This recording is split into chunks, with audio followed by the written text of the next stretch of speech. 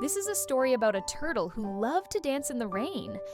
It all started when Toby the turtle was just a hatchling. You see, there was this big misconception among baby turtles that they were meant to be slow, steady, and serious, just like their parents. They thought life was all about being careful, keeping your head down, and never, ever getting distracted. That's why whenever some baby turtles would look up at the sky while basking in the sun, another turtle would warn, "Don't get distracted. Turtles can't be bothered looking around." Or when a baby turtle stumbled upon a butterfly and watched it flutter past, another turtle would scold, "Don't be silly. Why would you stare at a butterfly? We're meant to be serious, remember?" But there was one baby turtle who didn't believe them. This baby turtle was different. His name was Toby, and unlike the others, he had dreams. Dreams of adventures beyond the clearing where they were born. Dreams of seeing what lay over the hills and beyond the river. He dreamed of exploring everything. And when it rained, he dreamed of dancing in the puddles.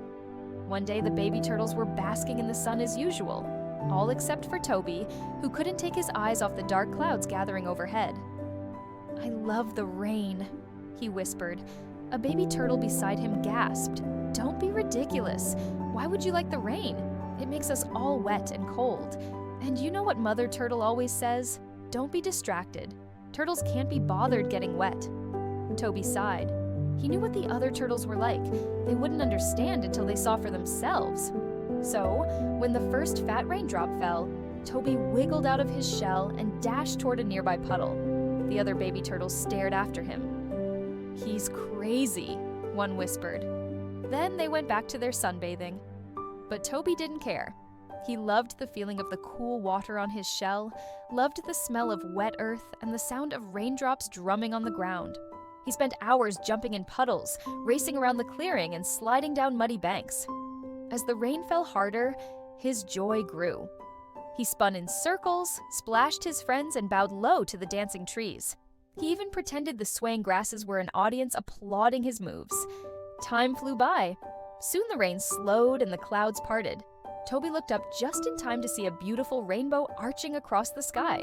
He raced home as fast as he could, bursting through the door and skidding to a halt in front of his mother.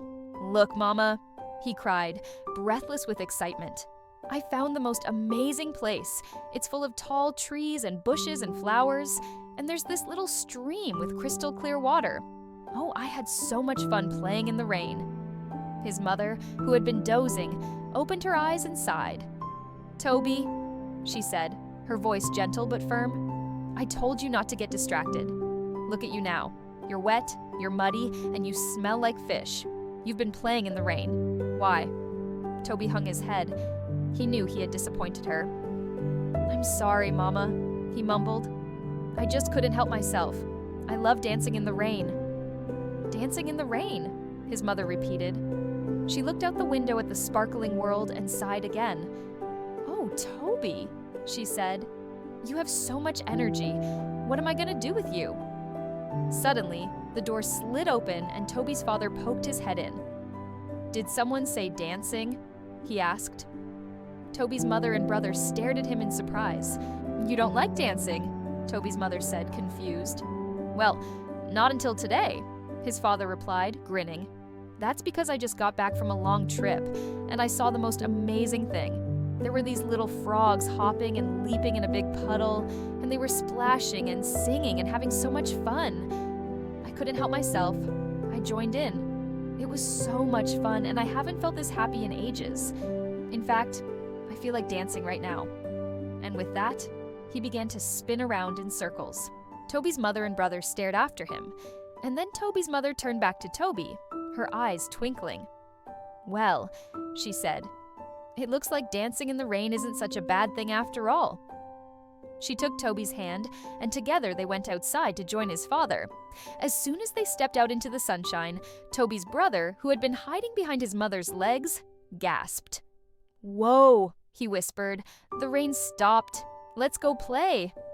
And off they all went, leaving Toby's mother chuckling to herself. From that moment on, whenever it rained, Toby and his family would play and dance in the puddles, slide down muddy hills, and leap over streams. One day, Toby and his brother were swimming in the river when they saw a grumpy old turtle sunning himself on a rock nearby. "Hey, old-timer," Toby called out. "Why aren't you swimming with us?" The old turtle opened his eyes slowly and sighed. "Swimming's not fun," he grumbled. "And why would I want to swim when I can bask in the sun?" Toby and his brother exchanged glances. "But what if it rains?" Toby asked. The old turtle looked up at the darkening sky and shuddered. "Don't even joke about that," he snapped. "Rain is awful. Staying dry is much better." And with that, he closed his eyes and tried to ignore them. But Toby couldn't help himself. When the first raindrops fell, he wriggled out of the water and dashed toward the nearest puddle. His brother followed close behind, and together they splashed and jumped to their heart's content. The old turtle watched them from afar, a frown creasing his wrinkled face.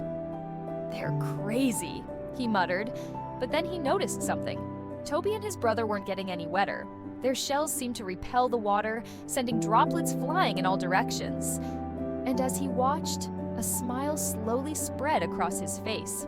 Before he knew it, he was out of his shell and sliding into the water.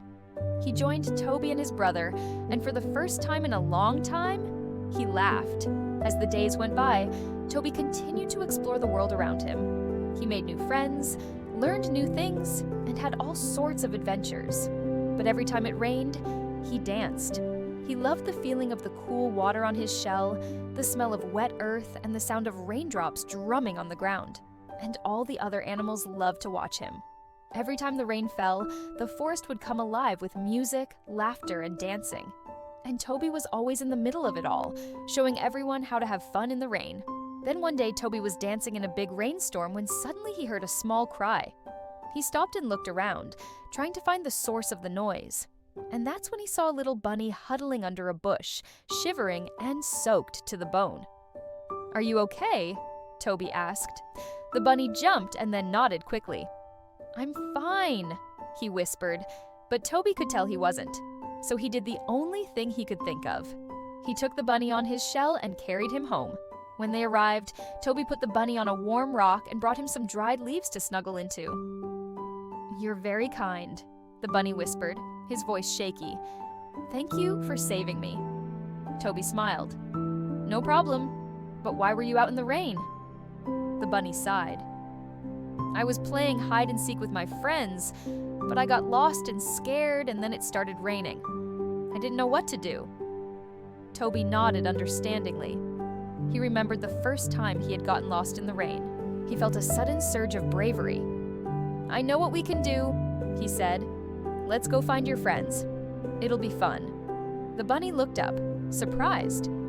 "But it's still raining," he said. Toby grinned. "And that means we can dance in the puddles." The bunny hesitated, then a smile spread across his face. "Okay," he said. "Let's go find my friends." And off they went.